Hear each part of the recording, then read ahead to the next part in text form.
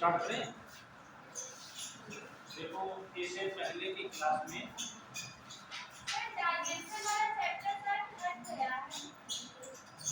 बेटा नीट में थोड़ा हट गया है, नीट में नहीं है। नहीं, मेरे पास जो आया था सिलेबस, जो मेरे पास सिलेबस आया था, जो मैंने नेशनल प्लान बनाया था, उसमें ऐसा नहीं था। नहीं, मेरे पास जो आया था, जो मेरे को मिला है, मैं वही तो पढ़ाऊंगा। है ये क्लासेस होने से पहले जो हम लोगों ने बनाया था, तो उसमें बाकायदा लिखा हुआ है। ठीक, मैं उसका दिखा सकता हूँ मेरे पास। हाँ, फिलहाल देखिए हम पढ़ा रहे हैं, आज बाई चांस क्वेश्चन आ जाते हैं तो फिर क्या परेशानी है बताइए। ठीक है, अरे ऐसे के बाद हेड बायोलॉजी का ही है, कोई अलग तो है नहीं। ठीक, तो हमें कभी इस प्रकार का कंफ्यूजन नहीं होना चाहिए कि जैसे क्वेश्चन पूछे गए हमने पढ़े नहीं हैं, तो इसमें कोई नुकसान नहीं है। ठीक है, यानी ये ह्यूमन फिजियोलॉजी का ये अभी तक तो ऐसे कोई जानकारी नहीं मिली है। हालांकि हमारे कांटेक्ट में और भी स्टूडेंट हैं दूसरे, मतलब जो बाहर कोचिंग कर रहे हैं, उनसे भी कांटेक्ट में है, तो ऐसा उन्होंने अभी तो मेरे कुछ नहीं बताया है। ये तो मान लेते हैं कि होता है तो देखा जाएगा, कोई बात नहीं है। एक चैप्टर पढ़ लेंगे तो बायोलॉजी का तो पढ़ रहे हैं, तो हिस्ट्री तो पढ़ रहे हैं, इसमें कोई नुकसान नहीं है। ठीक है, अच्छा ये देखें, इससे पहले की क्लास में हमने जो है ह्यूमन डाइजेस्टिव सिस्टम में जो एलिमेंट्री कैनाल की जो मार्फोलॉजी है ना, उस मार्फोलॉजी का मैंने डिस्कशन स्टार्ट किया था। तो सबसे पहले थोड़ी सी सेगमेंट में पढ़ा देता हूँ, फिर मैं आगे स्टार्ट करता हूँ। जैसे कि जो ह्यूमन की जो एलिमेंट्री कैनाल है, एलिमेंट्री कैनाल है,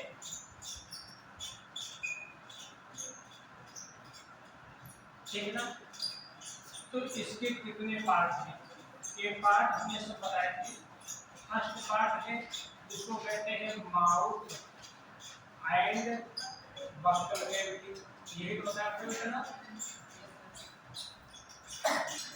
इस बक्कल कैविटी में हमने बहुत सारे आर्गन बताए थे, जैसे पैलेट है ना, पैलेट बताया था, ठीक ना, टीथ, ठीक ना, ये सब आर्गन हमने बताए थे। ठीक ना, सेकंड पार्ट जो है इसको कहते हैं यानी थायरस,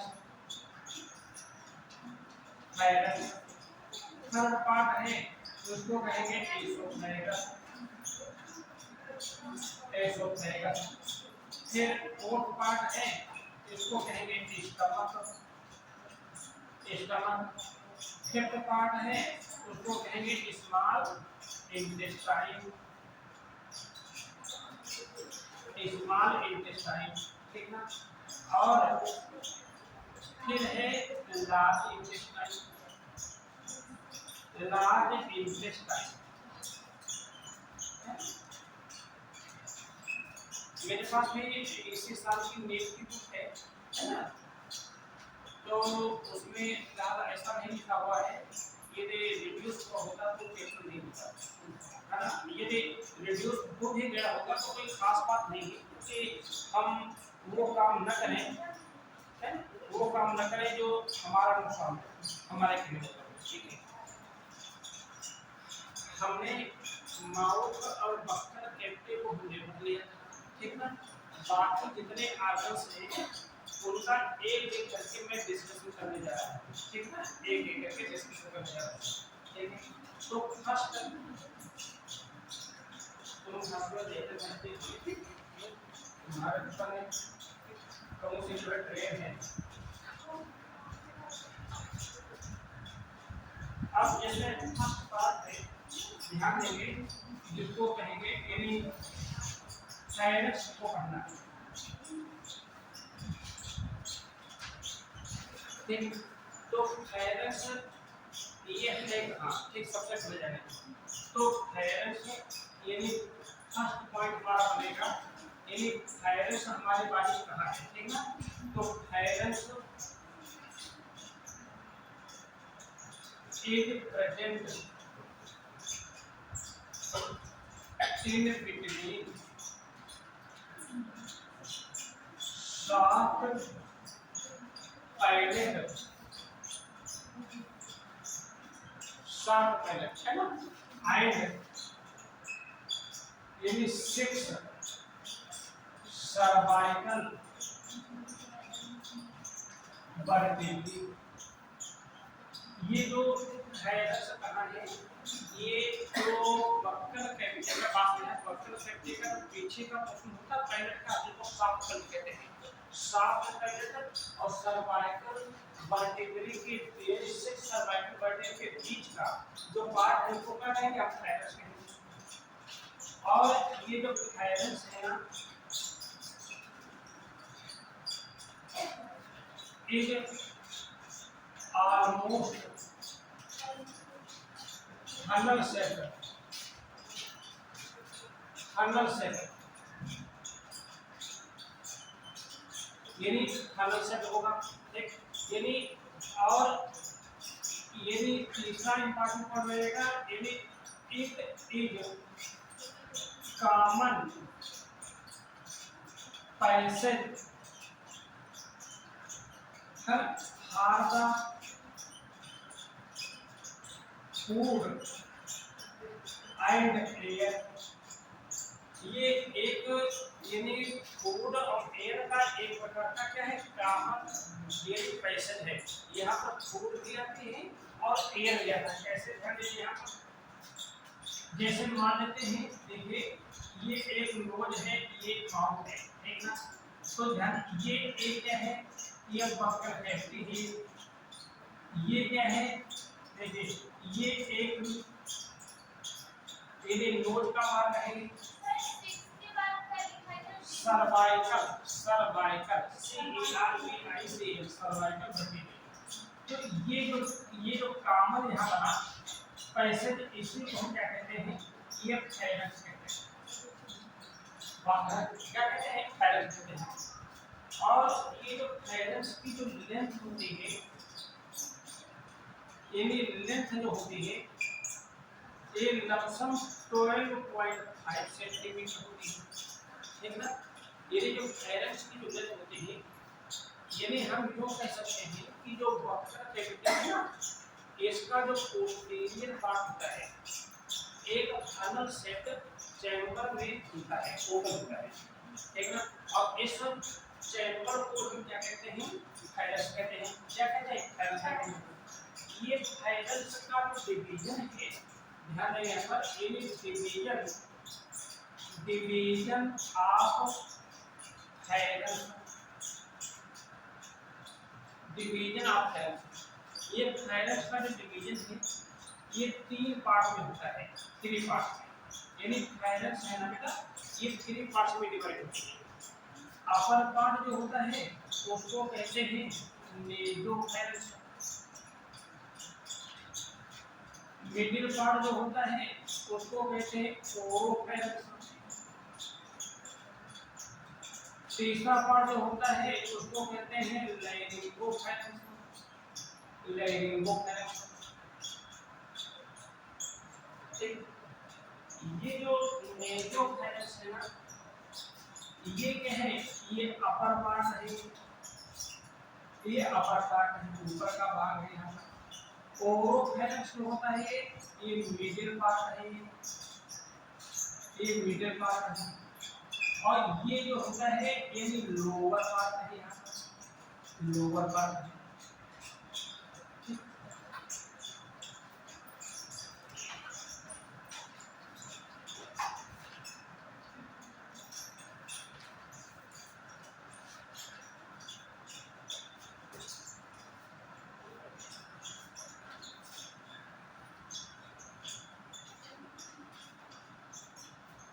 ये जो नेसोथायरस है ना, ये starting hide by pseudo starting hide epithelium, ये जो नेट्रोफैरेक्स है ना ऊपर का पोर्शन, ठीक ना, इसकी जो इनर लेयर होती है, भीतरी दीवार होती है, तो एक पल्प द्वारा आस्तरित होती है, स्टार्टिफाइड होती है, जिसको हम क्या कहते हैं, स्यूडो स्टार्टिफाइड, है ना, यानी एपिथेलियम जो कोलोमनर सेल्स होती है, कोलोमनर एपिथेलियम, ठीक ना। और बाकी ये जो दो होते हैं ओरोफैरिंक्स और लेरिंगोफैरिंक्स, इनकी जो वॉल होती है ना, स्टार्टिफाइड बाय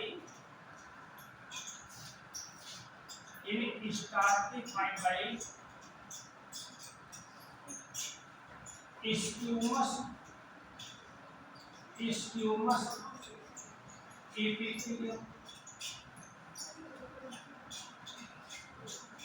ठीक। क्या मैंने बताया कि जो फैरेंक्स है ना, ये 3 भागों में बट गया है, ठीक ना। बात सुनने का प्रयास करो, फैरेंक्स जो है ना ये 3 भाग बट गया। ऊपर का जो पोर्शन है नेरियोफैरेंक्स, नेरियोफैरेंक्स क्यों कहते हैं, क्योंकि इसमें नोज के दोनों अपर्चर ओपन होते हैं, ठीक है ना। नोज के दोनों अपर्चर जो होते हैं वो ओपन होते हैं। बाहर जो अपर्चर होते हैं उनको एक्सटर्नल नॉस्ट्रल कहते हैं, जो अंदर होते हैं उनको क्या कहते हैं, इंटरनल नॉस्ट्रल कहते हैं, ये ओपन होते हैं। ओरोफैरिंक्स ओरल से कब से आया, कहां से आया है, ओरल से आया है, यानी ये माउथ मतलब ये फूड को आगे बढ़ाने का क्या करता है, कंडक्शन करता है, ठीक है। और लैरिंगोफैरिंक्स यानी नीचे का पोर्शन होता है, ठीक ना, जो लैरिंक्स से संबंधित है, ठीक। इस लैरिंगोफैरिंक्स में ये 2 अपर्चर होते हैं, ध्यान दें यहाँ पर। एक अपर्चर कहलाता है बुलेट, बुलेट कहलाता है, और एक अपर्चर कहलाता है ग्लोटिस कहलाता है। क्या कहलाता है, ग्लोटिस कहलाता है, ठीक ना। ये जो बुलेट जो होता है ना, ये ओपन होता है एसोफेगस में। कहाँ ओपन होता है, एसोफेगस में, जिसको फूड पाइप कहते हैं। एसोफेगस यानी फूड पाइप में ओपन होता है।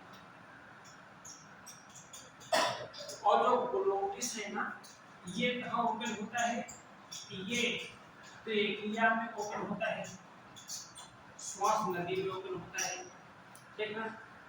यानी ग्लोटिस जो होता है, यहाँ पर एक नोट लिख दे रहा हूँ, यानी ग्लोटिस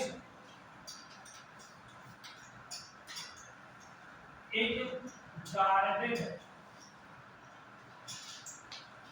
थर्म एपिग्लोटिस, एपिग्लोटिस, ये जो ग्लोटिस क्षेत्र है ना, देखिए ध्यान से, मान लेते हैं ये एक थायरक्स है यहाँ पर, ठीक ना। इस थायरक्स में ये 2 अपर्चर हो गए, देखिए 2 अपर्चर हो गए, ठीक ना। एक ये जो अपर्चर है, एक ये अपर्चर है, ठीक ना। इस अपर्चर को कहेंगे हम बुलेट कहेंगे, क्या कहेंगे हम, बुलेट कहेंगे, ठीक ना। और इस अपर्चर को क्या कहेंगे, ग्लोटिस कहेंगे, क्या कहेंगे, ग्लोटिस कहेंगे। तो ये जो बुलेट है ना, ये ओपन हो गया एसोफेगस, इसमें ओपन हो गया, ये एसोफेगस में ओपन हो गया। और ये कहाँ ओपन हो गया, ये बोलो, ये क्या है, ट्रेकिया, क्या है ये, ट्रेकिया, ट्रेकिया में ओपन हो गया। इस ग्लोटिस पर एक कार्टिलेज की बनी हुई ढक्कन जैसी स्ट्रक्चर होती है, लिड लाइक स्ट्रक्चर, जो बंद होती है, ठीक है ना। उसी को क्या कहते हैं, एपिग्लोटिस कहते हैं। क्या कहते हैं, एपिग्लोटिस कहते हैं। ये जो एपिग्लोटिस होता है ना, जनरल स्टेट में, जनरल अवस्था में ये ओपन रहता है। फिर से बात में हमारे हिंदी कहता है, ये जो एपिग्लोटिस है ना, ये सामान्य अवस्था में क्या रहता है, खुला रहता है, जिससे यानी आसानी से एयर अंदर जाती रहती है। बात समझाइए यहाँ पर, भाई एयर जो है नोज से या माउथ से जो लेते हैं आसानी से, क्योंकि ये क्या रहता है, खुला रहता। लेकिन जब हम भोजन को ग्रहण करते हैं या हम पानी पीते हैं, तब क्या हो जाता है, ये बंद हो जाता है। जैसे भोजन और पानी है ना, ये इधर तो आ जाता है लेकिन इधर नहीं आ पाता है, ये क्योंकि बंद हो जाता है। लेकिन यदि इसकी दीवार, यदि दीवारें वाल किसी भी रीजन से इरिटेट हो गई, मतलब उत्तेजित हो गई, तो थोड़ा बहुत ये खुल भी जाता है। जब खुल जाता है तो भोजन या पानी, ठीक ना, यदि फूड या वाटर की कुछ अमाउंट इस एसोफेगस के साथ साथ यहाँ पर ट्रेकिया में भी आ जाते हैं। जब ट्रेकिया में आ जाते हैं तो कफिंग होती है, खांसी आती है। बात है ना, जब खांसी आती है तो एयर कहाँ से निकलती है, नोज से निकलती है। वे सांस कैसे निकलती है, नोज निकलती है। तो आपने देखा होगा कभी कभार ये कंडीशन आ जाती है हम लोगों में कि जब हम खाना खाते हैं या पानी पीते हैं और उस समय कोई हंसी आ जाते हैं या कोई ऐसी बात सोच लेते हैं, है ना, तब इसकी ये जो ग्लोटिस होती है ना, ये एपिग्लोटिस हल्का सा ओपन रहता है, जिससे ये अंदर जैसे ही यहाँ पर आता है ना फूड, ये ट्रेकिया की वाल बहुत तेजी से इरिटेट हो जाती है और कफिंग होती है, ठीक है, जिससे ये फूड और वाटर जो होता है ये नोज से कुछ अमाउंट में बाहर आने लगता है। समझ में आया था? तो यानी ये जो फाइनेंस है ना, एक बार फिर समझे फाइनेंस क्या है, कोई कंफ्यूज वाला चीज नहीं रह जानी चाहिए, ठीक ना। फाइनेंस एक फनल शेप्ड स्ट्रक्चर है ना, बक्कल कैविटी का पोस्टीरियर पार्ट है, ठीक। ये शाफ्ट पैनल और 6 सर्वाइकल वर्टिब्रे के बीच में है। ये फूड एयर का कॉमन पैसेज है, फूड भी यहाँ की है और लेंथ कितनी होती है, लमसम 12.5 सेंटीमीटर होती है। फाइनेंस 3 पार्ट्स में डिवाइड होता है, नेजोफाइनेंस, ओरोफाइनेंस, लैरिंगोफाइनेंस, ठीक है। नेजोफाइनेंस ऊपरी भाग, बीच का भाग, नीचे का पोर्शन। नेजोफाइनेंस और में ये जो अंदर की जो परत होती है, मतलब लेयर होती है, ये स्यूडो स्ट्रैटिफाइड एपिथेलियम द्वारा स्ट्रैटिफाइड होती है, और ये जो होती है स्क्यूमस एपिथेलियम द्वारा स्ट्रैटिफाइड होती है। इन दोनों में बात यहाँ पर इस मतलब टिश्यू द्वारा चैप्टर पर लोगों ने पढ़ा है, ठीक है। ये चीज लैरिंगोफाइनेंस में दो कल्चर हुए, कौन से हुए, बुलेट और दूसरा क्या हुआ, ग्लोटिस। बुलेट कहाँ ओपन होगा, एसोफेगस यानी फूड ट्रैक में ओपन होगा, और ग्लोटिस में ओपन होगा और ट्रेकिया में ओपन होगा, ठीक ना। अब इस ग्लोटिस के ऊपर कार्टिलेज की बनी हुई एक लिड लाइक स्ट्रक्चर होती है, और उस लिड लाइक स्ट्रक्चर को हम क्या कहते हैं, हमें एपिग्लोटिस कहते हैं। जनरली रूप से हमने क्या होता है, ये ओपन रहती है ना, लेकिन जब हम फूड को इनगल्फ करते हैं, स्वेलिंग करते हैं, या फिर माने वाटर ड्रिंक करते हैं या कोई भी, तो ऐसी कंडीशन में क्या होता है, ये क्लोज हो जाता है, जिससे ये फूड वाटर इसके अंदर नहीं आ पाता है। समझ में चीज आ गई यहाँ पर, तो कंफ्यूजन तो नहीं है। इसके बाद जो हमारा अगला पार्ट है ना, नेक्स्ट पार्ट है, उसको हम क्या कहेंगे, ये फायरस हो गया। फायरस के बाद हमने कुछ डायग्राम डाले थे आप लोगों को, ठीक है ना, तो उस डायग्राम के बेस पर ही पूरा एक्सप्लेन किया जाएगा, आसानी से समझा जा सकता है, ठीक। इसके बाद अगला पार्ट आता है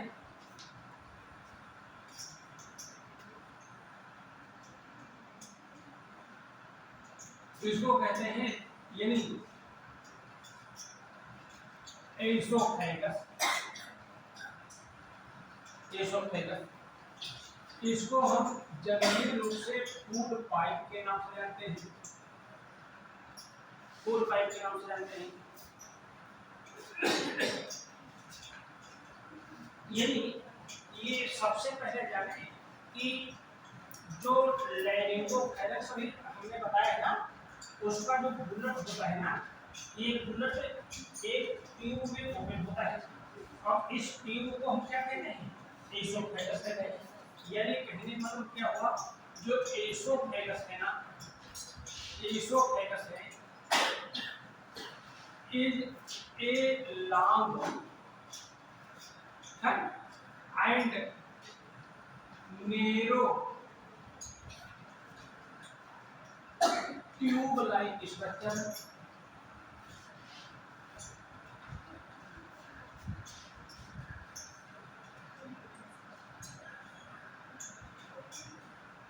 in the neck region.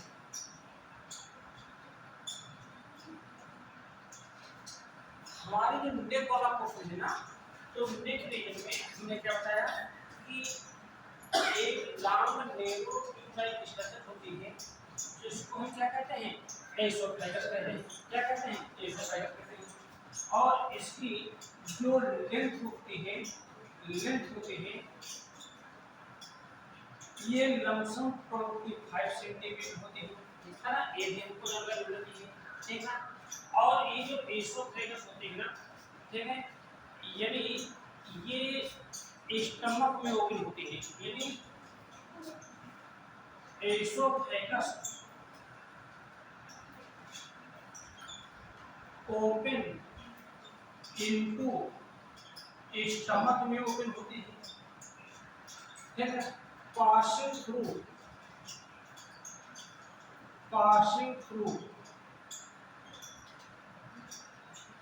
diaphragm,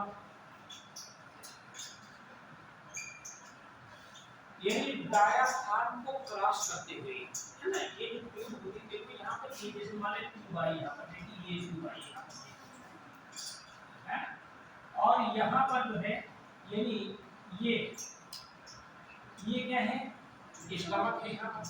तो ये जो यहाँ पर एक इस प्रकार की स्ट्रक्चर होती पर्दा होता है, ठीक ना, जिसको डायाफ्राम कहते हैं। इस डायाफ्राम की प्रेजेंस में ये जो है ऊपर का पोर्शन जो होता है थोरेसिक कैविटी कहलाता है, और नीचे का पोर्शन जो होता है डायाफ्राम के नीचे, तो उसको क्या कहते हैं, एब्डोमिनल कैविटी कहते हैं। क्या कहते हैं? एब्डोमिनल कैविटी कहते हैं। सुने यहाँ पर, तो यानी ये जो ये पोर्शन क्या है, ये नेक वाला पोर्शन होता है। ये क्या होता है? ये नेक वाला पोर्शन। हम डायग्राम देख सकते हैं, ठीक है ना, डायग्राम जो एलिमेंट्री कैनल का डायग्राम हमने भेजा है ना, उसमें आसानी से हम देख सकते हैं।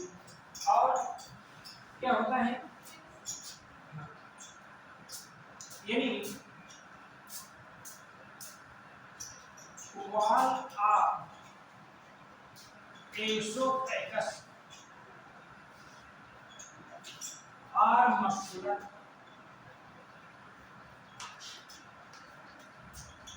होते हैं, देखना। और खास बात होती है ना, इसमें दोनों प्रकार की मसल्स होती है, यानी इनवॉल्यूंटरी मसल्स भी होती हैं, इनवॉल्यूंटरी मसल्स भी होती हैं, और वॉल्यूंटरी मसल्स भी होती हैं, वॉल्यूंटरी मसल्स भी होती हैं। यानी एसोफेगस की जो बात होगी बेटा ना, जो मस्कुलर होगी, उसमें यानी both types of the muscles are present, यानी इनवॉल्यूंटरी मसल्स जो हमारी इच्छा के अनुरूप काम नहीं करते हैं, और वॉल्यूंटरी का मतलब क्या हुआ, जो हम इच्छा के अनुरूप काम करते हैं। समझे? दोनों प्रकार की चीजें होती हैं। और क्या क्या होता है एसोफेगस में, यानी डाइजेस्टिव ग्लैंड्स आर एब्सेंट, इनमें जो डाइजेस्टिव ग्लैंड नहीं होती है, देखना, जब डाइजेस्टिव ग्लैंड होती नहीं है तो डाइजेशन होने का कोई प्रश्न ही नहीं उठता, ठीक है, यानी डाइजेस्टिव जूस यहाँ पर नहीं आता, ठीक है। लेकिन क्या प्रेजेंट होती है, बट है ना, म्यूकस ग्लैंड्स प्रेजेंट है ना,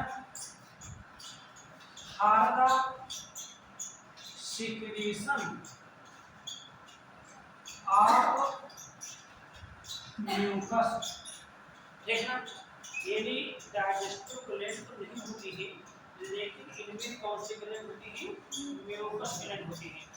म्यूकस ग्लैंड में क्या होती है, जो एक विस्कस फ्लूइड होता है, लसलसा द्रव होता है ना, उस लसलसे थ्रो पास डाउन करने वाली क्या होती है, यानी ये जो ग्लैंड होती हैं उनको क्या कहते हैं, म्यूकस ग्लैंड कहते हैं, ठीक है ना। और इनमें क्या खास बात होती है, एक ग्लैंड होती है, एक मूवमेंट होती है जिनको कहते हैं पेरिस्टेलिसिस, पेरिस्टेलिसिस मूवमेंट है ना, present in the wall of esophagus। ये काहे के लिए होती है, इनका काम क्या होता है, यानी for the conduction of food. Clear ना बेटा, यहाँ पर यदि एसोफेगस के वॉल में जो स्पेसिफिक टाइप ग्लैंड होती है, ठीक ना, उनको हम म्यूकस ग्लैंड कहते हैं, जबकि डाइजेस्टिव ग्लैंड एब्सेंट होती है। लेकिन इनमें एक प्रकार की मूवमेंट होती है जिसको पेरिस्टेलिस मूवमेंट कहते हैं। तो म्यूकस और पेरिस्टेलिस मूवमेंट की हेल्प से जो हम खाना खाते हैं, फूड लेते हैं, वो छोटे छोटे मतलब जैसे जैसे खाते रहते हैं वो फिसलता हुआ कहाँ आता है, स्टमक में आने लगता है। कहाँ लगता है, स्टमक में लगता है। और यहाँ पर यहाँ पर एक यानी बाल होता है यहाँ पर, ठीक ना, उस बाल को क्या कहते हैं, कार्डियक स्फिंक्टर, यानी कार्डियक स्फिंक्टर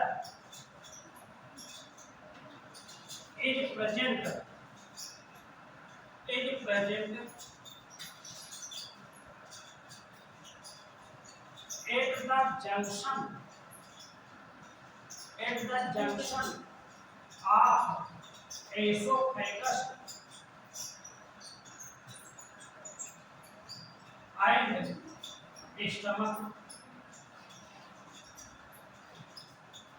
देखना यहाँ पर एक बाल लाइक स्ट्रक्चर होती है ना, उस बाल लाइक स्ट्रक्चर को क्या कहते हैं, कार्डियक स्फिंक्टर कहते हैं। समझ में से आएगी यहाँ पर, ठीक। अब ये तो हो गया एसोफेगस के बारे में जानकारी। एक बार फिर समझ लीजिए इसको। फिर एसोफेगस एक लॉन्ग और नैरो ट्यूब लाइक स्ट्रक्चर होती है। ये कहाँ होती है, नेक रीजन में होती है, थोड़ा बहुत पोर्शन थोरक्स में आ जाता है, ठीक ना। इसकी लेंथ कितनी होती है, 25 सेंटीमीटर हो गई। कॉन्सेप्ट समझ आ रहा है, ठीक है। ये जो एसोफेगस होती है ना, ये ओपन होती है किसमें, स्टमक में, ठीक ना, पासिंग थ्रू डायफ्राम है ना। हमने जो डायग्राम भेजा है ना, तो उसमें डायफ्राम भेजना था, तो हमने जानबूझ करके फिर से डायफ्राम बना दिया है। देखिए एलिमेंट्री के नाम की स्ट्रक्चर बात सुनिए पर, ठीक है। तो ये डायफ्राम को क्रॉस करते हुए स्टमक में होते हैं। इसमें डाइजेस्टिव ग्लैंड नहीं होती है, ठीक ना। तो डाइजेशन होने का कोई प्रश्न नहीं उठता है, भाई डाइजेशन कुछ नहीं बनेगा यहाँ पर, ठीक। लेकिन यहाँ पर यदि म्यूकस ग्लैंड प्रेजेंट होती है, जो एक प्रकार से म्यूकस का क्या करते हैं, सीक्रेशन करते हैं। एसोफेगस के वॉल में पेरिस्टेलिटिक मूवमेंट जिसको हिंदी में कहते हैं क्रमाकुंचन गतियां, ठीक है। क्रम मतलब फैलने वाली, सिकुड़ने वाली, ठीक है। इनका काम क्या होता है, ये फूड को आगे बढ़ाना। ये जो गतियां ये नहीं होगी तो फूड आगे बढ़ने में क्या होगी, प्रॉब्लम होगी, ठीक ना। और यानी यहाँ पर एक बाल होता है जिसको क्या कहते हैं, यानी कार्डियक स्फिंक्टर कहते हैं। क्या कहते हैं, कार्डियक स्फिंक्टर कहते हैं। इसके पश्चात जो एलिमेंट्री कैनाल का जो नेक्स्ट पार्ट है, उस पार्ट को हम क्या कहेंगे, स्टमक कहेंगे। कितना समझ आ गया बेटा,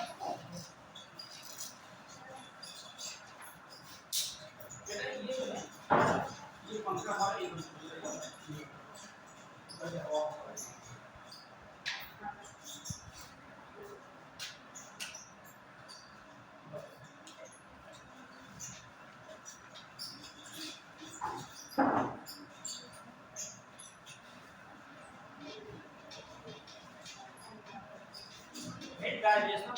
हमको जब समझाएगा तो उसके पास समझाएंगे, ठीक ना।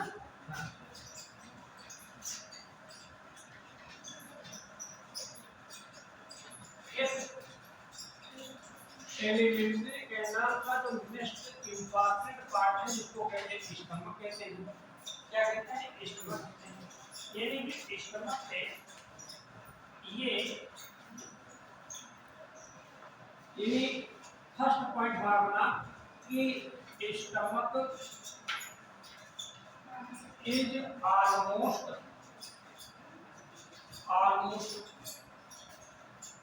जे शेप। इसका शेप कैसा होता है? जे शेप, है ना।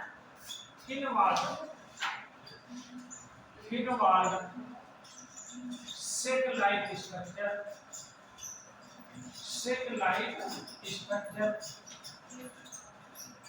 देखें। और इधर होता है प्रेजेंट, है ना, present at the left side of abdominal cavity or and just below the diaphragm.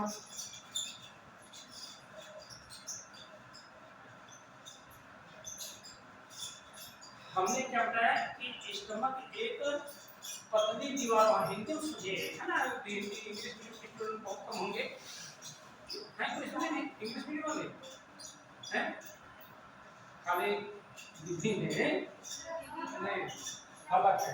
एक वो नहीं है यार, ये क्या नाम है सोनी, हमारे सामने की शुरू भैया वो सर डांस कंपटीशन है, स्कूल में डांस कंपटीशन है। अच्छा अभी नहीं है इंग्लिश मीडियम के, ये भी है, अच्छी बात है। लेकिन हम यहाँ पर जो है बाकायदा समझा रहे हैं, इंग्लिश में लिखा हो रहा है, भले ही हिंदी बोले, क्योंकि हिंदी बोलना मजबूरी है, ठीक है। यानी स्टमक ऐसा है ऑलमोस्ट जे शेप है, ठीक है ना। हम ऐसा बोलो कि हिंदी में दोनों आपको समझाया जाए, ठीक है। और पतली दीवारों और खिलवाड़ वाला है, ठीक है।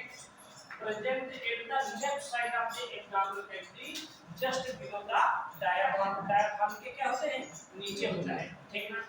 और इसकी लेंथ कितनी होती है? लमसम 30, है ना, से लमसम 35 सेंटीमीटर के लगभग होती है। स्टमक की जो लेंथ होती है ना, कितनी होती है? 30 से 35 सेंटीमीटर होती है। और लमसम इसका जो वेट होता है, ठीक है, ये जो वेट या लमसम में पहले 22 ले लीजिएगा। लमसम जो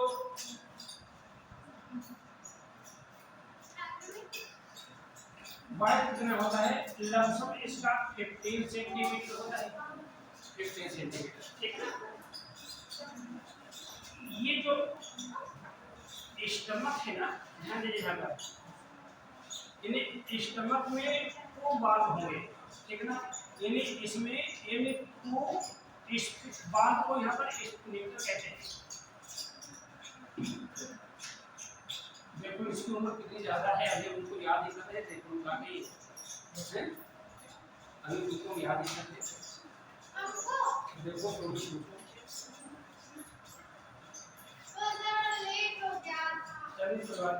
इसमें एक स्फिंक्टर है जो ऊपर है, उसको कहते हैं कार्डियक स्फिंक्टर। और जो सेकंड है ना, उसको कहते हैं पाइलोरिक स्फिंक्टर।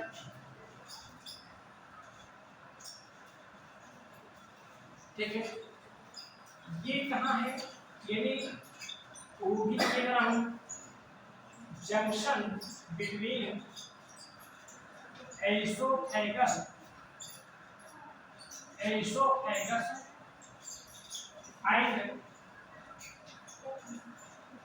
Cardiac stomach. और ये कहाँ है? ये junction between pyloric pyloric stomach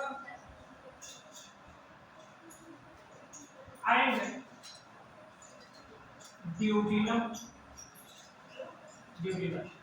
बस यहाँ पर यदि इसमें दो प्रकार के क्या हैं स्फिंक्टर प्रेजेंट है।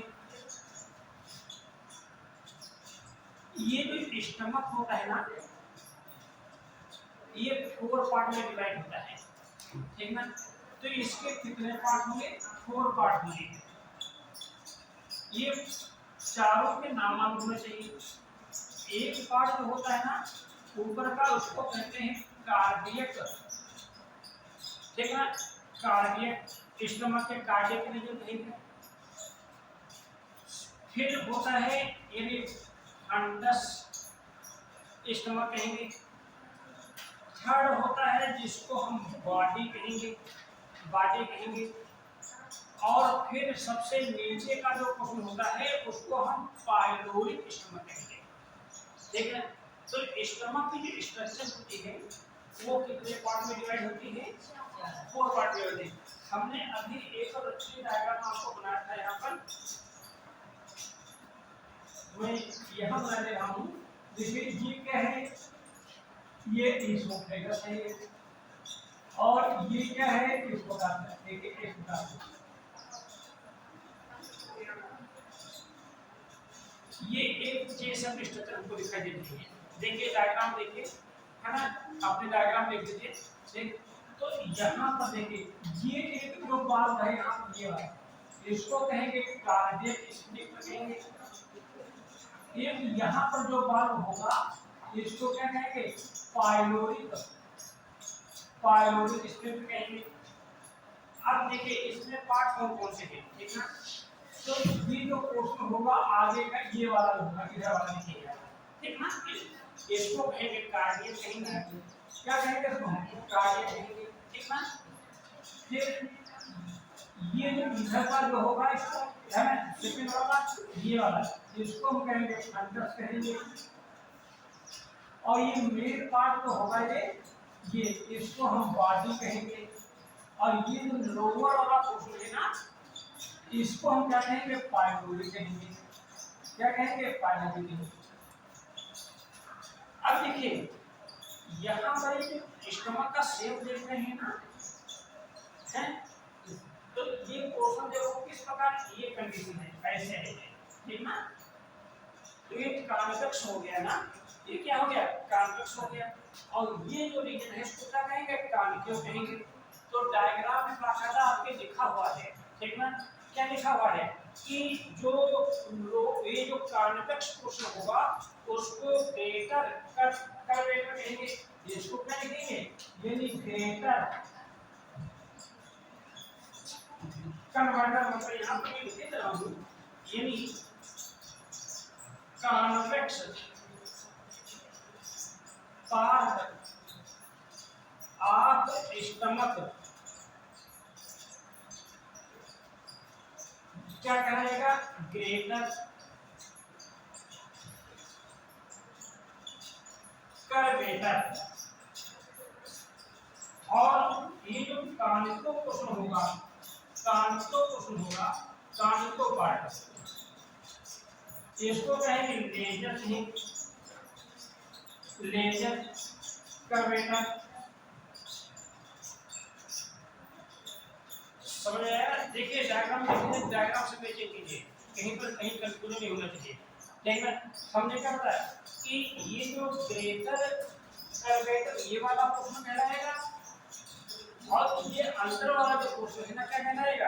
है ना, लेजर, है ना, कर्वेटर कहलाएगा। बस यहाँ पर ये जो इसको हम कार्डियक क्यों कहते हैं? इसका नाम कार्डियक क्यों पड़ा? क्योंकि ये थोड़ा सा हार्ट के नियर होता है। हार्ट को बायोलॉजी में हम कार्डियक के नाम से जानते हैं, ठीक। भाषा क्या कहते हैं? कार्डियक के नाम से जानते हैं। तो यदि ये स्टमक की क्या हो गई? एक प्रकार की स्ट्रक्चर हो गई। और ध्यान देंगे, और स्टमक में क्या होते हैं? जब हमारा स्टमक खाली होता है, ध्यान दीजिए यहाँ पर एक इंपॉर्टेंट है, देखना। जब स्टमक खाली होता है तो तो इसमें फिंगर लाइक है ना स्ट्रक्चर प्रेजेंट होती है। उन फिंगर लाइक स्ट्रक्चर को हम क्या कहते हैं? रुचि कहते हैं। क्या कहते हैं? रुचि कहते हैं। तो यहाँ पर पॉइंट हमने बना दिया, यानी finger like outgrowth, finger like outgrowth है ना आर प्रेजेंट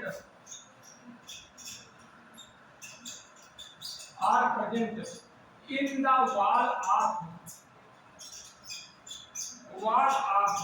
empty stomach, खाली पेट में, ठीक ना? जिनको हम कहते क्या है?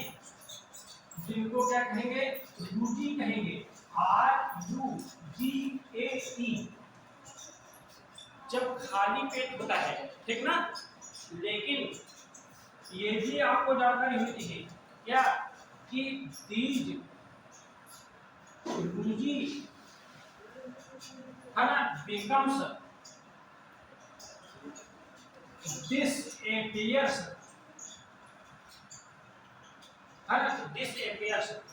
due to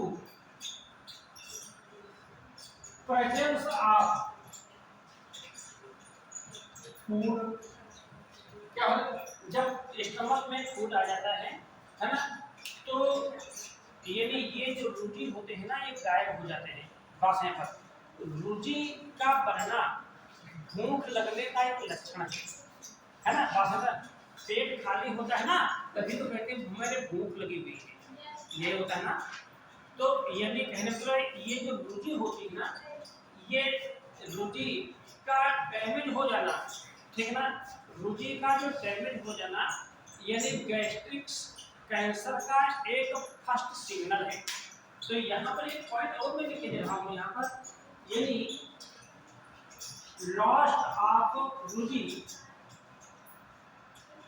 is first signal of stomach cancer या गैस्ट्रिक कैंसर, जो भी हम लिखे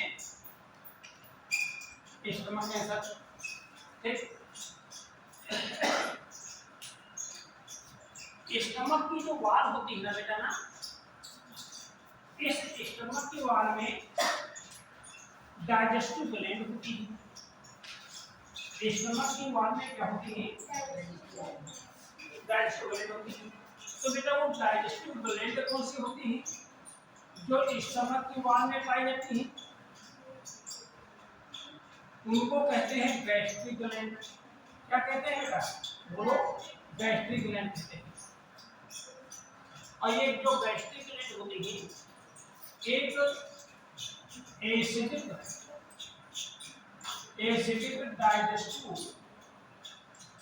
डाइजेस्टिव जूस को सीक्रेट करती हैं, और उस जूस को क्या कहते हैं? गैस्ट्रिक जूस कहते हैं। क्या कहते हैं? गैस्ट्रिक जूस कहते हैं, ठीक ना? फिर से बात हुई यहाँ पर, स्टमक की वाल में कौन सी ग्लैंड होती है? गैस्ट्रिक ग्लैंड होती है। स्टमक के वाल में जो डाइजेस्टिव ग्लैंड होती है, उनका क्या नाम है? गैस्ट्रिक ग्लैंड होती है। और ये जो गैस्ट्रिक ग्लैंड होती है, ये एक एसिडिक है ना डाइजेस्टिव जूस को सीक्रेट करती है, और उस डाइजेस्टिव जूस का क्या नाम है? गैस्ट्रिक जूस है। मैं गैस्ट्रिक जूस को बाद में और बताऊंगा, ठीक ना? आगे जो आने वाले टॉपिक होंगे भी बताऊंगा, लेकिन यहाँ पर ज़्यादा नहीं पढ़ा रहा हूँ मैं। यहाँ पर स्टमक की स्ट्रक्चर पढ़ा रहा हूँ, ना कि गैस्ट्रिक जूस के बारे में बता रहा हूँ। लेकिन यहाँ पर बता दो कि इससे गैस्ट्रिक जूस सीक्रेट होता है। हाँ बेटा, अभी तक मेरे पास ऐसे कोई इन्फॉर्म नहीं है। मैंने जो लेसन प्लान बनाया है उसके अकॉर्डिंग में पढ़ा रहा हूँ। तो माने हट भी गया होगा तो बायोलॉजी का टॉपिक है, कोई हिस्ट्री का टॉपिक नहीं। मान लेते हैं क्वेश्चन पूछे जाते हैं और ना पढ़ा जाए तो क्या करेंगे आप? ये भी तो हो सकता है ना। तो हम ऐसा कोई काम न करें, ठीक है? हमारा सजेशन, ठीक है? ऐसे बहुत से जैसे इंटरमीडिएट में ये जो पेपर बनता है ना, तो क्वेश्चन सिलेबस में नहीं है, लेकिन फिर भी क्वेश्चन उनमें से पूछे जाते हैं, ठीक है ना? तो मतलब एक कंपैरेटिव हिसाब से भी क्वेश्चन पूछे जाते हैं, तो एक इम्पॉर्टेंट टॉपिक है, आप उसको जो अनदेखा न करें, ठीक बेटा। अभी हालांकि आपने बताया है तो आज इसके बारे में मैं खुद जानकारी दूंगा, और नहीं भी होगा लेकिन फिर भी आप लोग उसको पढ़ जरूर। ह्यूमन फिजियोलॉजी का मतलब ये ऐसा टॉपिक है कुल मिलाकर के, मेरी बात यहाँ पर कि हम लोगों की बॉडी की प्रोसेस से रिलेटेड है, तो ये सबको पढ़ना जरूरी है, ठीक है। अच्छा, ये जो ग्रेजिंग मैमल होते हैं ना, ध्यान दें यहाँ पर ग्रेजिंग मैमल, ठीक ना। तो ग्रेजिंग मैमल में जो स्टमक होता है, ग्रेजिंग मैमल्स को हम एक नाम से जानते हैं जिसको रूमिनेंट मैमल कहते हैं। क्या कहते हैं? रूमिनेंट मैमल कहते हैं। तो रूमिनेंट मैमल मतलब क्या हुआ? रूमिनेंट मैमल का मतलब क्या हुआ? यानी ग्रेजिंग मैमल्स, ग्रेजिंग मैमल्स, ठीक ना, चरने वाले जो होते हैं, ठीक ना। तो इनमें पाया जाने वाला जो स्टमक होता है ना, ये हम लोगों के स्टमक से डिफर होता है। इस स्टमक को हम रूमिनेंट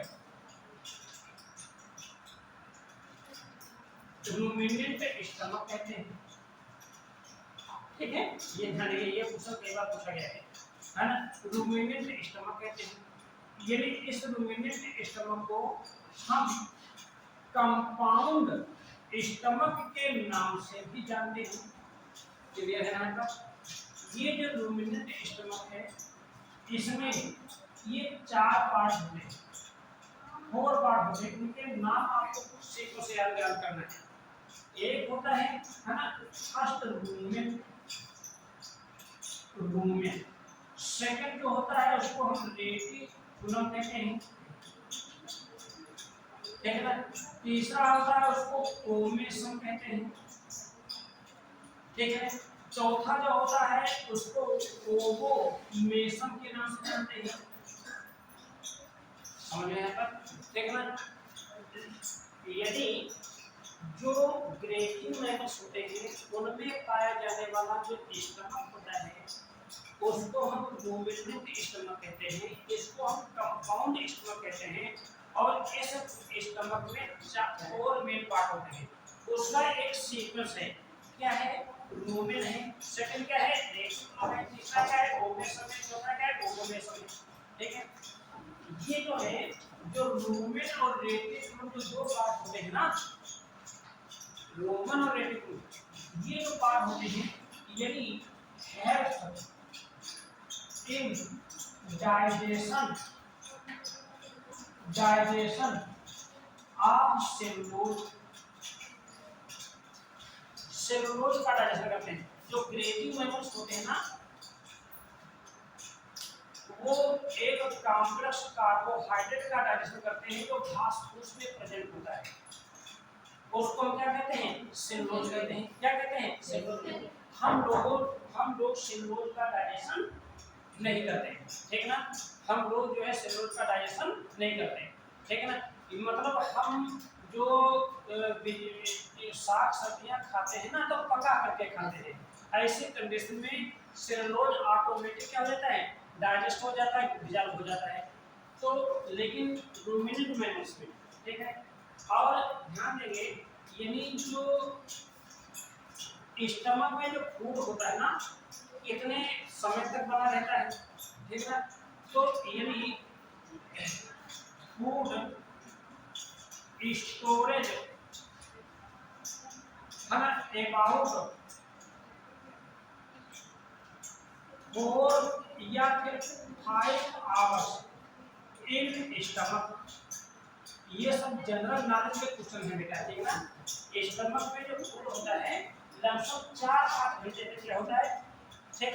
और एक चीज यहाँ पर, यानी जो फूड में प्रोटीन होती है ना बेटा, प्रोटीन होती है, तो प्रोटीन का डाइजेशन जो होता है यहीं से स्टार्ट होता है। यानी digestion of protein starts from from stomach. ये भी आपसे पूछा जाए कि बताइए कि ह्यूमन की एलिमेंट्री कैनाल में जो प्रोटीन का जो डाइजेशन है ना, वो कहाँ से स्टार्ट होता है, तो आंसर क्या आएगा, स्टमक से स्टार्ट होता है। ठीक है, और यदि स्टमक है ना कि यदि फंक्शन को देखा जाए तो अब हमको बताने की आवश्यकता नहीं, आपको जानकारी, यदि फूड का जो मैकेनिकल चर्निंग जो होती है ना, फूड जो की जो मैकेनिकल क्या होती है, चर्निंग होती है, ये कहाँ कंप्लीट होती है, स्टमक में कंप्लीट होती है। और क्या होता है, केमिकल डाइजेशन होता है, क्या होता है, केमिकल डाइजेशन होता है, ठीक ना। तो ये हमको पूरी चीज समझ आ गई स्टमक के बारे में। हाँ, एक बात की समझ लीजिए, ठीक ना। स्टमक एक thin walled shape like almost J shaped structure है, ठीक ना। इधर देखिए बासुएं सुन के आई है, कहाँ होता है, एब्डोमिनल कैविटी के लेफ्ट साइड में डायाफ्राम के ठीक नीचे होता है, ठीक ना।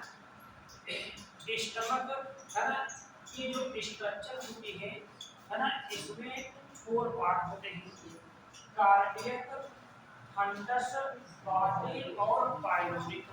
ठीक है, यहाँ पर 2 वाल्व होते हैं, एसोफेगस और कार्डियक के बीच में कार्डियक स्फिंक्टर मतलब मसल्स की बनी हुई है, और यहाँ पर एक पाइलोरिक स्फिंक्टर होती है, ठीक है।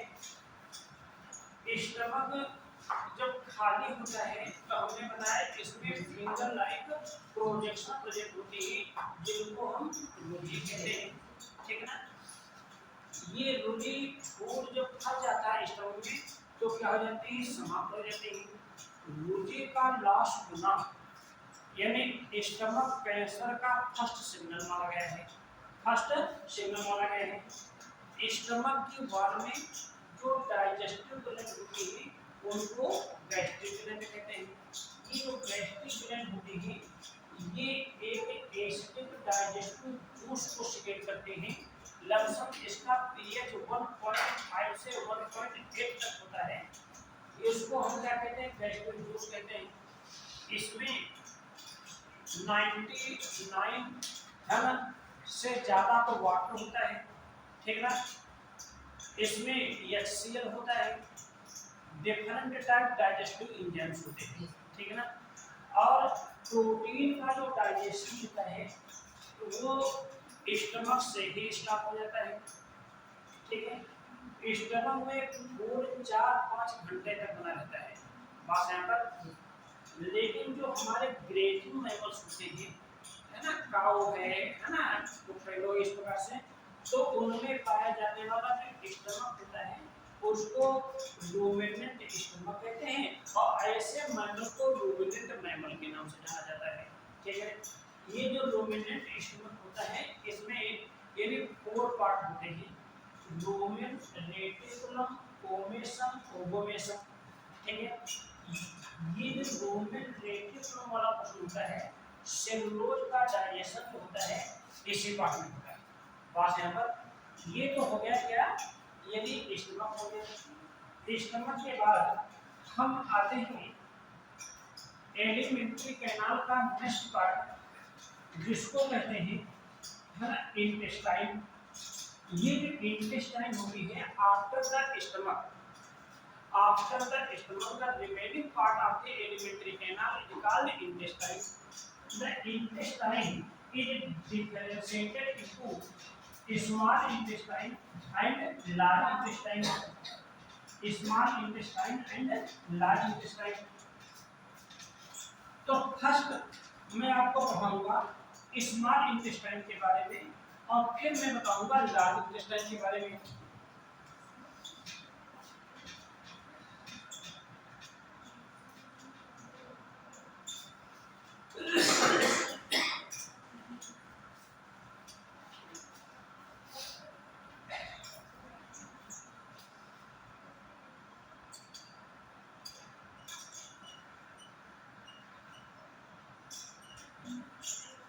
स्मॉल इंटेस्टाइन, ठीक ना। तो जो स्मॉल इंटेस्टाइन है ना ये कैसी होती है, यानी एक long tubular and coiled structure होती है। देखना कहाँ प्रेजेंट होते हैं, यानी प्रेजेंट इन बिटवीन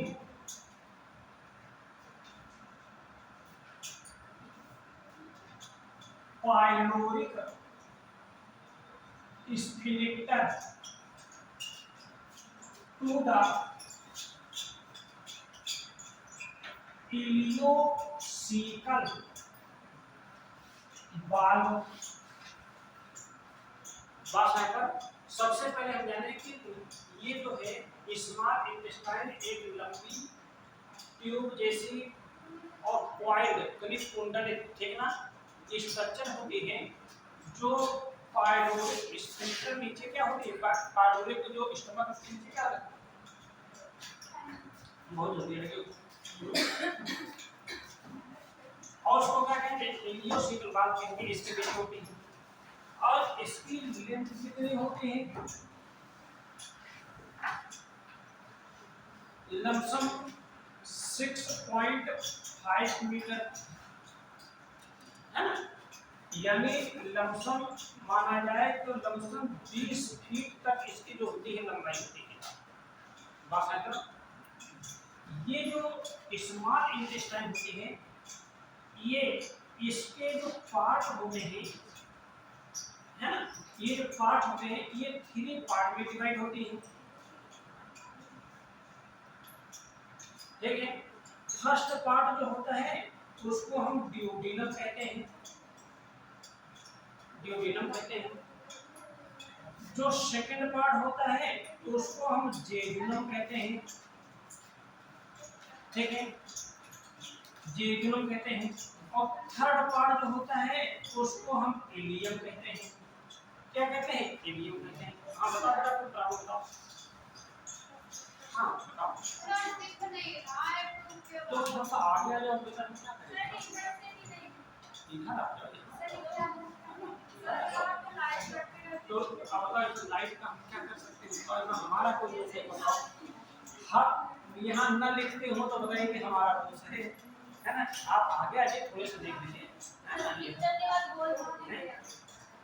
क्या लिखेंगे, long tubular and coiled structure present in between है ना pyloric sphincter and ileocaecal valve, यानी इलियोसिकल वाल्व और पाइलोरिक स्फिंक्टर के बीच में जो एक लॉन्ग और हाईली कॉइल्ड ट्यूबुलर स्ट्रक्चर होती है उसको क्या कहते हैं, बोलो, स्मॉल इंटेस्टाइन कहते हैं। और ये स्मॉल इंटेस्टाइन लमसम 6.5 मीटर लंबी होती है ना, बहुत ज्यादा लंबी होती है, ये लमसम 20 फीट तक लंबी हो गई यहाँ पर। ठीक है, कौन सी लाइट पर नहीं बेटा, ये इसको बंद कर दे।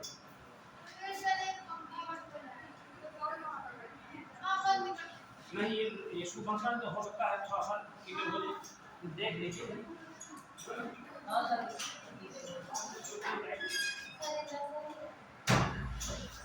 अब आइए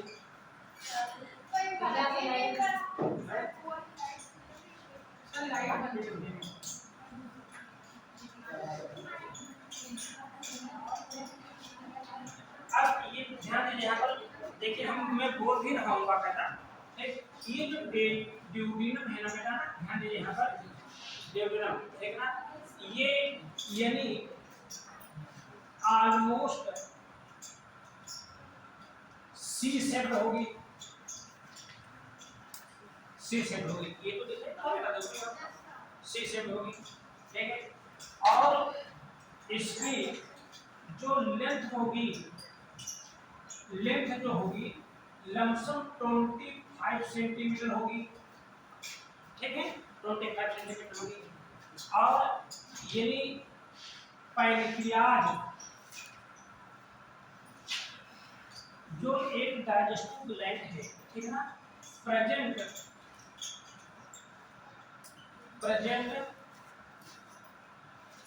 इन बिटवीन बोथ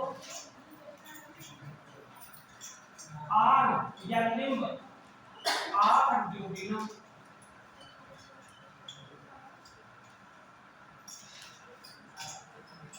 देखिए यहाँ पर देखिए ये इस प्रकार के देखिए ऐसे, देखिए ये एक स्ट्रक्चर आएगा ऐसे ही, ठीक है यहाँ पर।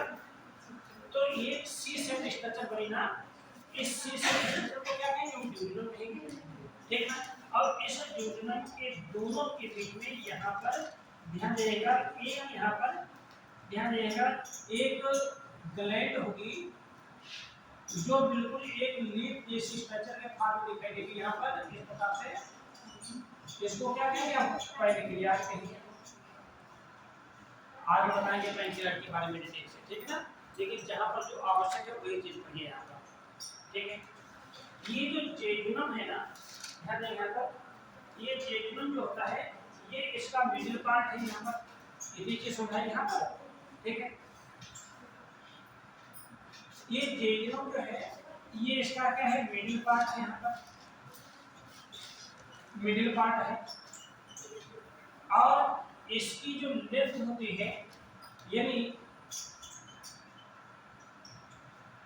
लमसम ये 2.5 मीटर के ऊपर होती है, 2.5 मीटर पर होती है।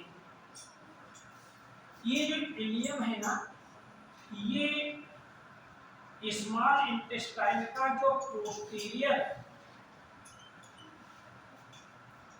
एंड लार्जेस्ट पार्ट है,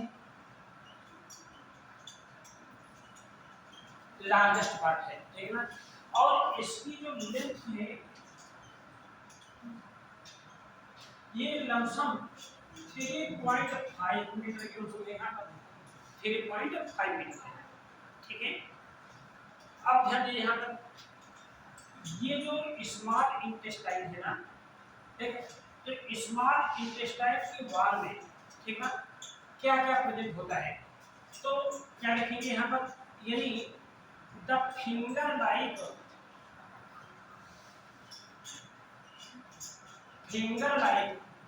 यानी outgrowths, finger like outgrowths are present in the wall of small intestine,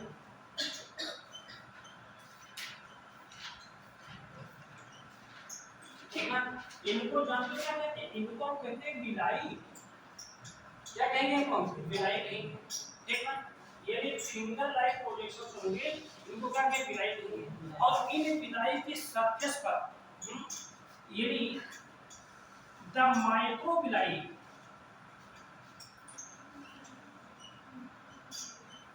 the microvilli है ना, आर प्रेजेंट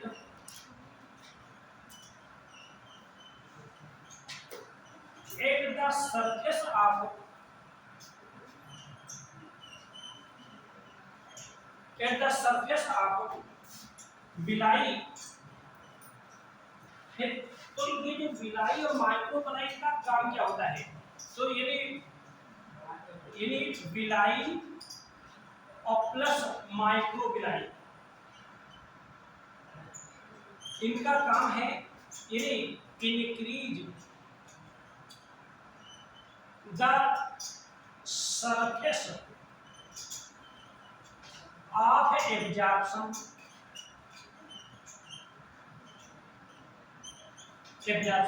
ठीक है। स्मॉल इंटेस्टाइन के वॉल में जो ग्लैंड होती है, ठीक ना, वो ग्लैंड कौन सी होती है, तो यानी जो डाइजेस्टिव ग्लैंड होती है, जो डाइजेस्टिव ग्लैंड होती है,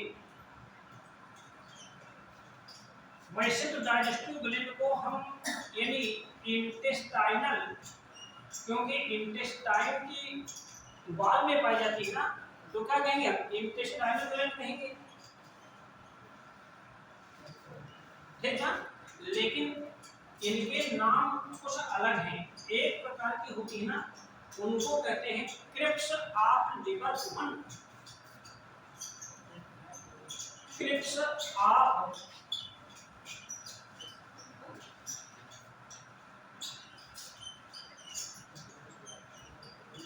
लिवर वुमन, ठीक है ना। और सेकंड जो होते हैं उनको कहते हैं ब्रूनस ग्लैंड। ब्रूनस ग्लैंड, ठीक ना। ये दो प्रकार की जो है यानी इंटेस्टाइनल ग्लैंड होते हैं जो प्रेजेंट होती है, which are present in the wall of small intestine, ठीक ना। बस यहाँ पर ये जो स्मॉल इंटेस्टाइन है, ध्यान देंगे यहाँ पर, इनमें जो एक लिम्फ वेसल्स होती है, उस लिम्फ वेसल्स का क्या नाम है? तो जो लिम्फ वेसल्स होती है यानी lymph vessels in the intestine,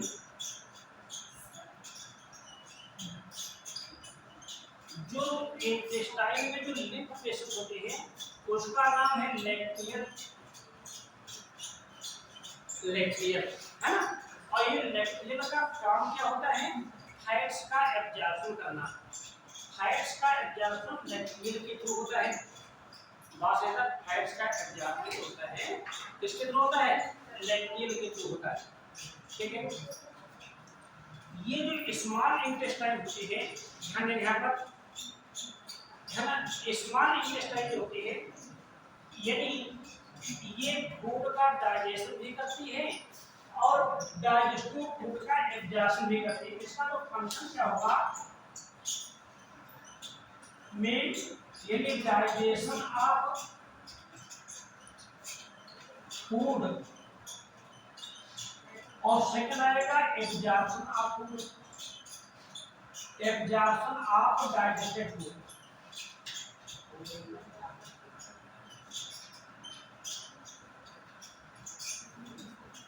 एक बार इतना फिर समझिए ध्यान से यहाँ पर, ठीक ना।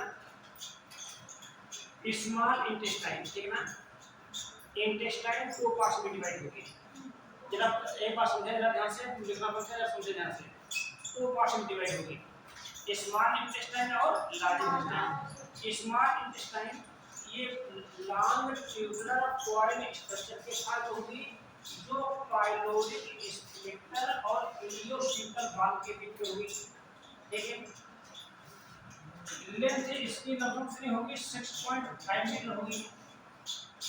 ये 3 पार्ट्स में डिवाइड होगी, ड्यूोडेनम, जेजुनम, इलियम।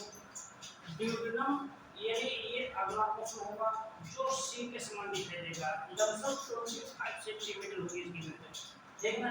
इन दोनों के बीच में पैनिक्लियाज नामक ग्लैंड प्रेजेंट होगी, ठीक ना। जेजुनम ये मिडिल पार्ट होगा, ठीक, जिसकी लेंथ लगभग 2.5 मीटर होगी। इलियम है ये पोस्टीरियर पार्ट होगा और ये सबसे बड़ा पार्ट होगा, बस ऐसा। और लमसम इसकी जो लेंथ होगी कितनी होगी? यानी 3.5 मीटर होगी, ठीक है। स्मॉल इंटेस्टाइन की वॉल में जो मेरा बात हो गई, यानी अंगुलियों के उभार जैसी क्या होती है? स्ट्रक्चर होती है, इनको हम विलाई कहते हैं। विलाई की सरफेस पर, जैसे मान लेते हैं ये विलाई बनी है, ठीक है, तो विलाई की सरफेस पर हेयर लाइक स्ट्रक्चर होती है। इन हेयर लाइक स्ट्रक्चर को हम माइक्रो विलाई कहते हैं, ठीक है। विलाई और माइक्रो विलाई ये दोनों, इनका एक ही काम होता है। क्या काम होता है? यदि जो डाइजेस्टेड फूड के एब्जॉर्प्शन के लेवल को इंक्रीज करना, वास्तव इंक्रीज करना, ठीक है। और इनमें जो पाई जाने वाले जो डाइजेस्टेड ग्लैंड होती है उनको क्या कहते हैं? इंटेस्टाइनल ग्लैंड कहते हैं। ये दो प्रकार की होती है, एक होती है क्रेब्स ऑफ लिवर वन, एक है here I E B spelling होगी यहाँ पर, है ना, फर्स्ट मिस्टेक हो इसको लिखते हैं here I E B liver one. और सेकंड होती है इनको ब्रूनस ग्लैंड कहते हैं। इनमें पाई जाने वाली लिम्फ वेसल्स होती है, उस लिम्फ वेसल को क्या कहते हैं? लैक्टियर कहते हैं। क्या कहते हैं? लैक्टियर कहते हैं। ये लैक्टियर का काम क्या होता है? ये लैक्टियर का काम होता है जो यानी जो डाइजेस्टेड फूड में जो फैट्स होता है ना, वो सब फैट्स का क्या करना? एब्जॉर्प्शन करना। यानी फैट्स का क्या करना? एब्जॉर्प्शन। फैट्स का एब्जॉर्प्शन करने का जो कार्य है ये लैक्टियर के थ्रू होता है, बस यहाँ पर। और कभी-कभी ऐसा भी देखा गया है कि जो स्मॉल इंटेस्टाइन है इसमें एक लिम्फ नोड के स्ट्रक्चर पाए जाते हैं, गांठें बन जाते हैं, जिनको पेयर पैचेज कहते हैं। क्या कहते हैं? Pair patches. पेयर पैचेज एक प्रकार के लिम्फ नोड के स्ट्रक्चर होते हैं, एक प्रकार के लिम्फोइड टिश्यू होते हैं। क्या देखें, इसके पश्चात जो इसका जो लास्ट पार्ट आता है जिसको कहते हैं लार्ज इंटेस्टाइन।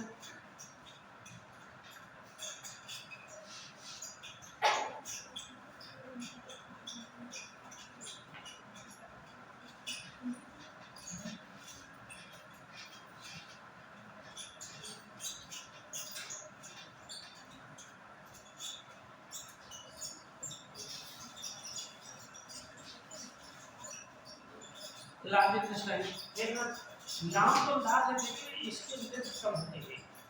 जो लेंथ होती है इसकी,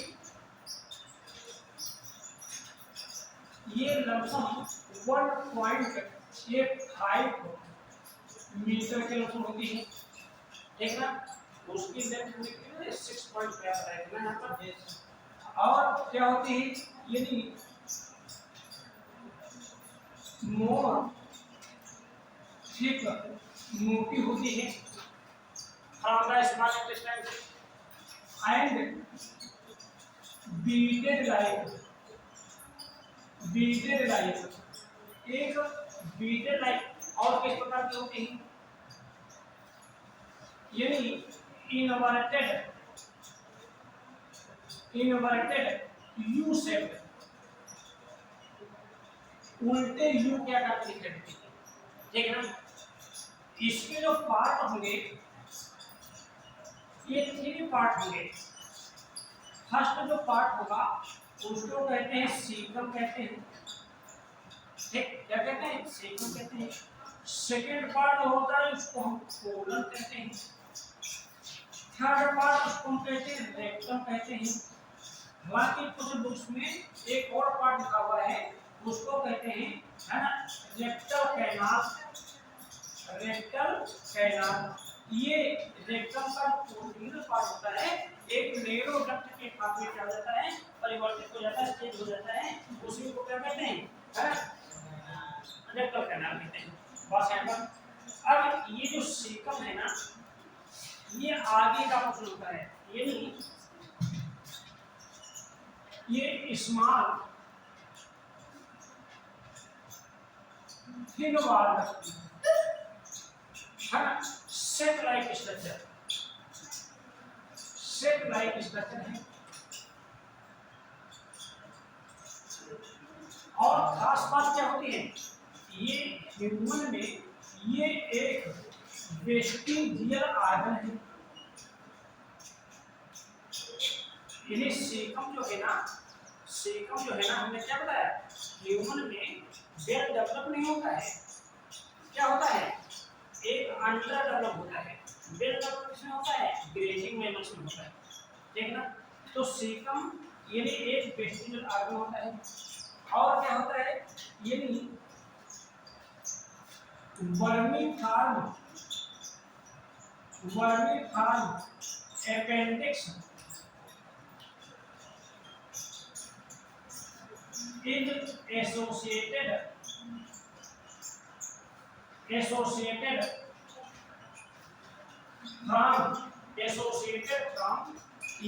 from यानी सीकम से एक जो है फिंगर लाइक स्ट्रक्चर होती है वो जुड़ी हुई दिखाई देती है ना, जिसको हम वर्मी फार्म अपेंडिक्स कहते हैं। बात है पर वार्म लाइक होती है, इसलिए यहाँ पर वर्मी आया है। यहाँ पर वार्म बिल्कुल एक वार्म स्ट्रक्चर के बाद होती है, ठीक है। और ये जो सीकम है ना,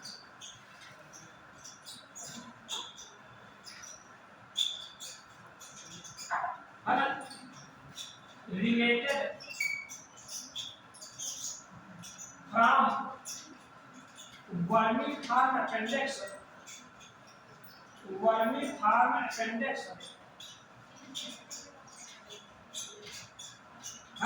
by ileocecal valve,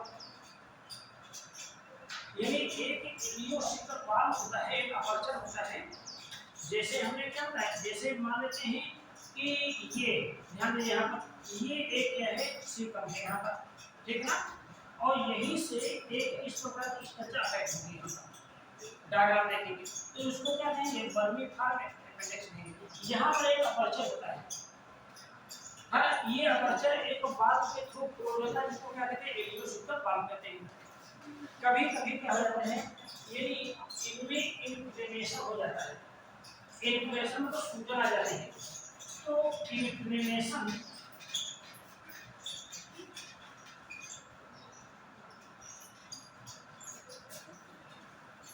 इन्फ्लेमेशन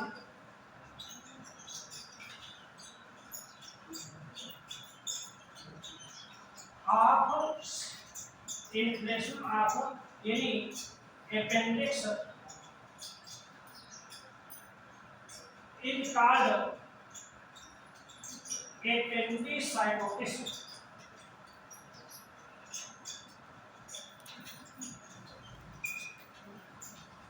हमने क्या होता है, कभी कभी क्या होता है कि जैसे मिर्च या टमाटर के जो सीड होते हैं ना, ये डाइजेस्ट हो नहीं पाते हैं, ठीक ना, क्योंकि इन पर जो है लेयर बहुत थिक होती है, तो ये कभी कभी यहाँ से कुछ इसके अंदर आ जाते हैं, जो अंदर आ जाते हैं तो बाहर नहीं निकल पाते हैं, तो ये डिके होने से सड़ने लगते हैं। तो ऐसी कंडीशन में ये जो वर्मीफॉर्म अपेंडिक्स है ना, वर्मीफॉर्म अपेंडिक्स है, इनमें इन्फ्लेमेशन आ जाता है, सूजन आ जाती है, दर्द होने लगती है, ठीक ना, तो उसको हम क्या कहते हैं, एपेंडिसाइटिस कहते हैं। क्या कहते हैं, एपेंडिसाइटिस कहते हैं। समझ में से जाएगा यहाँ पर, ठीक है। ये तो हो गया सेकम के बारे में, है ना, बहुत ज्यादा डिटेल में भी हमने बताया कि सेकम जो होता है यानी लार्ज इंटेस्टाइन का फर्स्ट पार्ट होता है, जो एक छोटा एक थैले जैसी रचना क्योंकि ह्यूमन बीइंग में ये एक वेस्टिजियल ऑर्गन है, क्योंकि ये अंडर डेवलप होती है, ह्यूमन सेलुलोज का डाइजेशन नहीं करता है, इसीलिए कैसे होती है, अंडर डेवलप होती है। और ये सीकम का रिलेशन एक वार्म लाइक स्ट्रक्चर से होता है, जिसको वर्मीफॉर्म अपेंडिक्स कहते हैं। ये जो वर्मीफॉर्म अपेंडिक्स है सेकल से इलियोसिकल वाल्व से रिलेटेड होती है।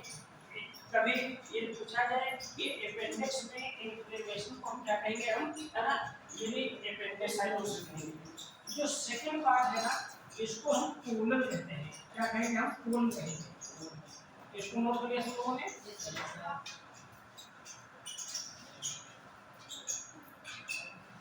ये कोलन जो है ना, ये एक मेन पार्ट है इसका लार्ज इंटेस्टाइन का, और इस कोलन में ये 4 पार्ट होते हैं, ठीक, कोलन में 4 पार्ट होते हैं। एक जैसे हमने क्या बताया कि ये स्ट्रक्चर कैसे होगी, देखिए इस प्रकार से, ऐसे प्रकार से,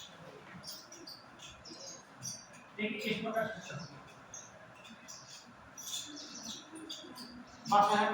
ठीक है। तो एक ये आर्म जो ऊपर जाती है, एक ये इधर आती है, ये नीचे आती है, फिर थोड़ा सा ऊपर आती है ना, इसी के बेस इसके नाम है, ठीक है। तो क्या लिखेंगे यहाँ पर, सीकम, यानी इसको लिखेंगे यानी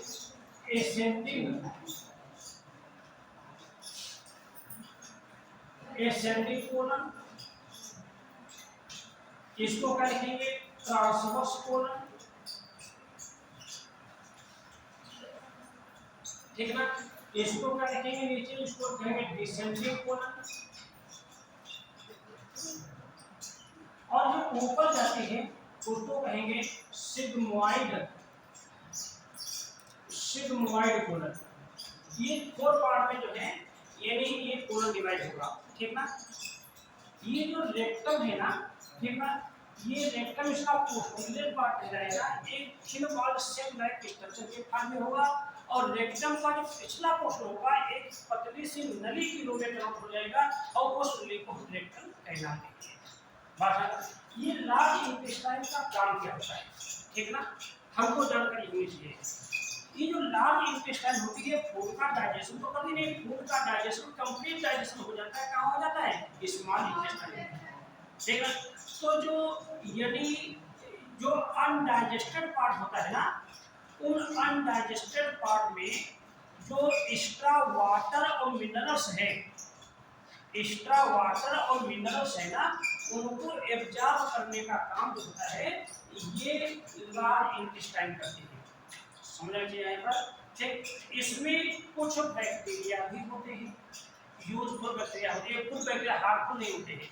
क्या होते हैं यूजफुल बैक्टीरिया? ये यूजफुल बैक्टीरिया क्या करते हैं, इस अनडाइजेस्टेड फूड को, जितना भी अनडाइजेस्टेड फूड है उस अनडाइजेस्टेड फूड को ये फैसेस में कन्वर्ट कर देते हैं।